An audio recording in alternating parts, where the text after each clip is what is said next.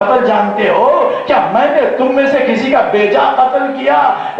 سب کی متفقہ ایک ہی آواز آئی، اے حسین، بدر و حنین میں آپ کی باپ کی تلوار نے ہمارے بزرگوں میں سے کسی کو نہیں بخشا، لبغض ابیک، یہی وجہ تھی آپ کے باپ کی دشمنی میں آپ کو ہم قتل کرنا چاہتے ہیں۔ یہ سننا تھا۔ ساقی کوثر کے لال نے اس وقت ان کی مدد کی۔ یہ چوتھا خطبہ تھا۔ امام نے کہا کہ میں 1,24,000 پیغمبروں کا متحدہ وارث اگر انگریزوں کو ہاتھ میں لے کے حکم دو تو اللہ کی تسبیح کرنے لگ جائے، تم کیسے اشرف مخلوق انسان ہے؟ میں کہہ رہا ہوں کہ میں محمد کا بیٹا ہوں، میں بے قصور ہوں، تم پر کوئی اثر نہیں ہو رہا ہے۔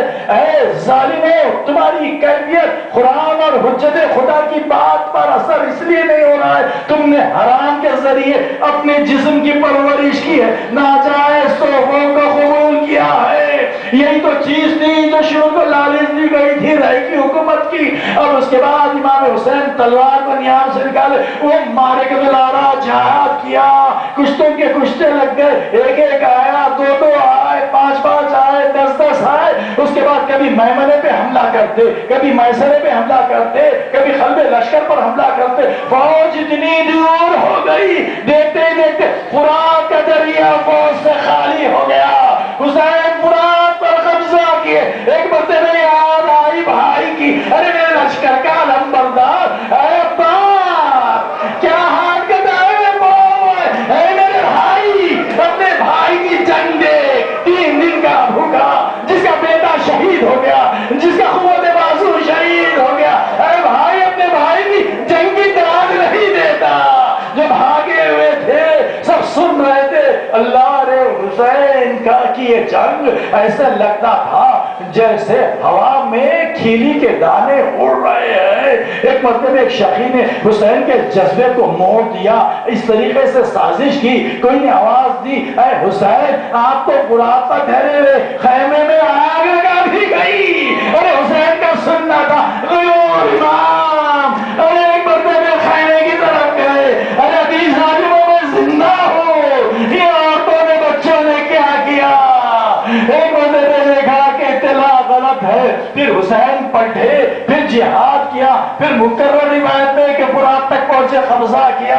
اب جہاں پر لوگ واسطہ دے رہے تھے، اے حسین، فوج اشقیاء جو کوفے کی فصیل سے ٹکرا رہی تھی اب واسطہ دے رہی تھی کہ اب حسین غیظ میں آ چکے ہیں، علی کا شیر، اس کی تلوار سے کوئی نہیں بچ سکتا، اب واسطہ دے رہے تھے، علی اکبر کا واسطہ، اے حسین تمہیں قاسم کا واسطہ، اے حسین تمہیں عباس کے کٹے ہوئے بازوؤں کا واسطہ۔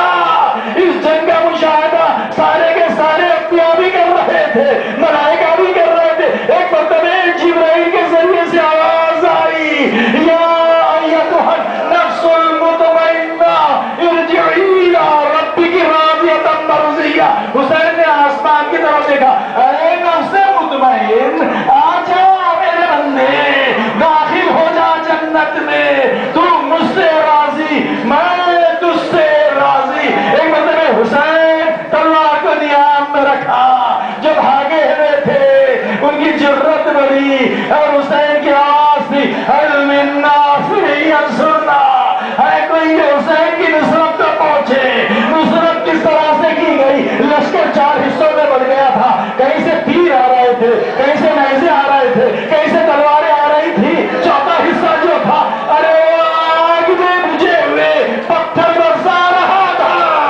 ایک تیر ایسے آیا جو حسین کی پیشانی پر لگا، آقا جھومنے لگے۔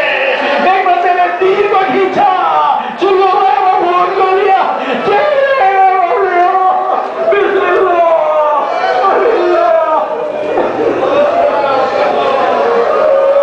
جزاکم ربکم ہذا دارو۔ خدا آپ کو کسی غم میں نہ اڑائے سوائے ہمیں سید الشہداء کے۔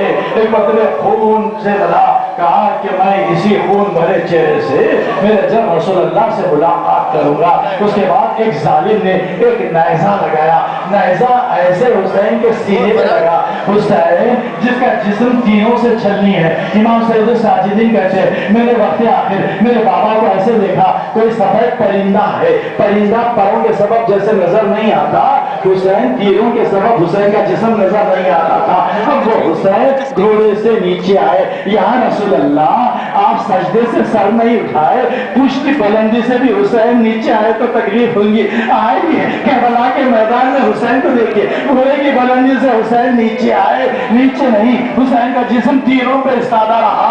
جیسے جیسے تیر جسم میں پیوست ہوتے گئے, حسین کا جسم زمین سے اتنا ہی قریب ہوتا رہا. اس وقت ظالم کہیں سے تیر تھے, کہیں سے تلواریں تھے, کہیں سے تبر تھے, حسین پہ ابھی جان باقی تھی. اس وقت بھی حملہ کر رہے تھے, اس وقت بھی حسین معاصر جہنم کر رہے تھے. ایک مرتبہ حسین نے دیکھا کہ اب وقت آخر ہے, کانپتے ہوئے ہاتھوں سے خاک کربلا کو اکٹھا کیا, اپنے سب سے مقدس ترین جبین کو اللہ کی بارگاہ میں جھکا دیا.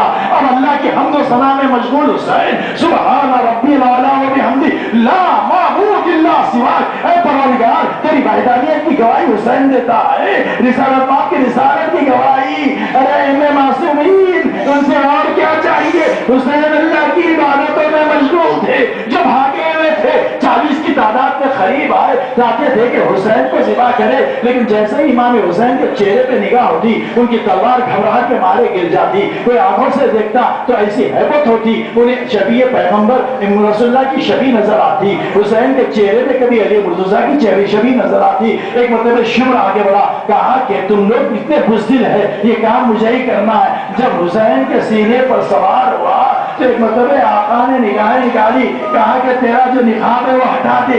ہٹائے تو اس کا وہ مکروہ چہرہ. حسین نے کہا کہ میرے جب رسول نے بشارت دی تھی تو ہی میرا قاتل ہوگا. اب حسین تو پلٹے ہوئے تھے, اب سجدے معبود پر اللہ کے حمد و ثنا میں مشغول حسین. اب